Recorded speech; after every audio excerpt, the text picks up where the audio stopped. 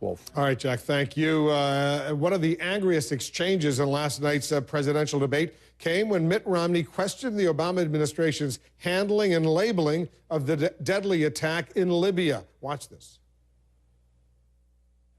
That the president, the day after that happened, flies to Las Vegas for a political fundraiser, then the next day to Colorado for another event, another political event.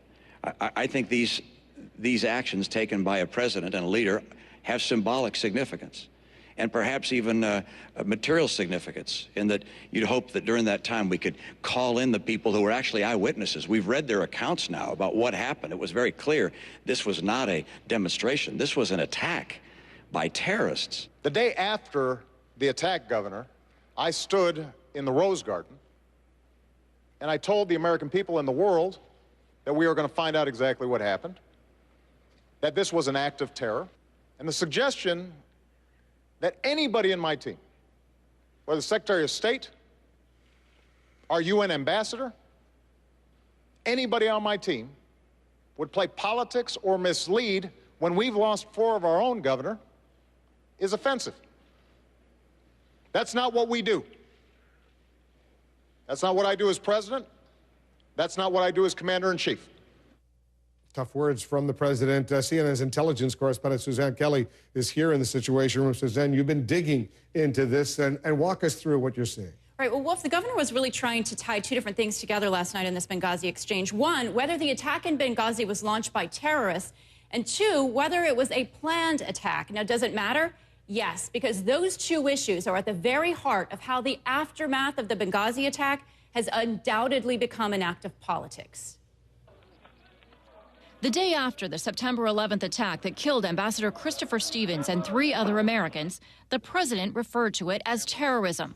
No acts of terror will ever shake the resolve of this great nation. He did it again that evening. No acts of terror will dim the light of the values that we proudly shine on the rest of the world. And again the next day at another campaign event.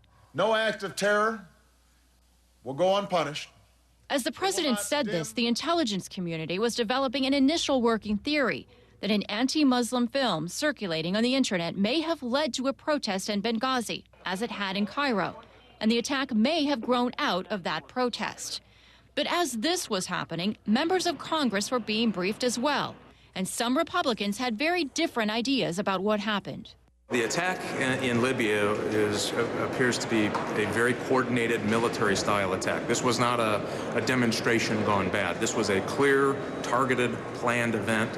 So the question then was why Ambassador Susan Rice said on September 16th that the attack came from a protest, saying, "We do not have information at present that leads us to conclude that this was premeditated or pre-planned." Administration officials said that Rice's comments were based on intelligence they had at the time. As we've since learned, the intelligence community's assessment was changing. We got the first glimpse of that 3 days later. National Counterterrorism Center Director Matt Olson became the first administration official since the president to call the attack terrorism. They were killed in the course of a terrorist attack on our embassy. What we don't have at this point is specific intelligence that there was a significant advanced planning or coordination for this attack. Secretary Clinton also used the word terror 2 days later. What happened in Benghazi was a terrorist attack. But the president hadn't mentioned the word for several days, not even when directly asked on his September 25th appearance on ABC's The View. Then I heard Hillary Clinton say that it was an act of terrorism. Is it? What do you say? Well, we're still doing an investigation.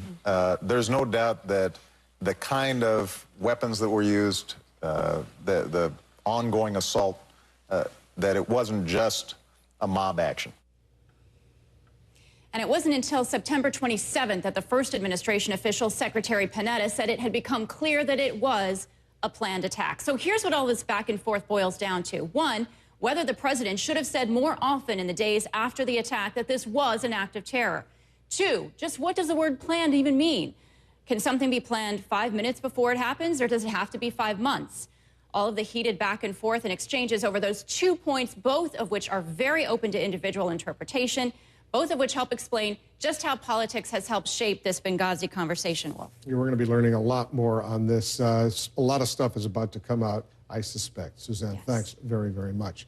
We're standing by for a live news conference on what authorities are calling a thwarted bomb plot associated, they say, with Al-Qaeda at New York City's Federal Reserve. We'll have the latest on what's going on. Stay with us. You're in the Situation Room.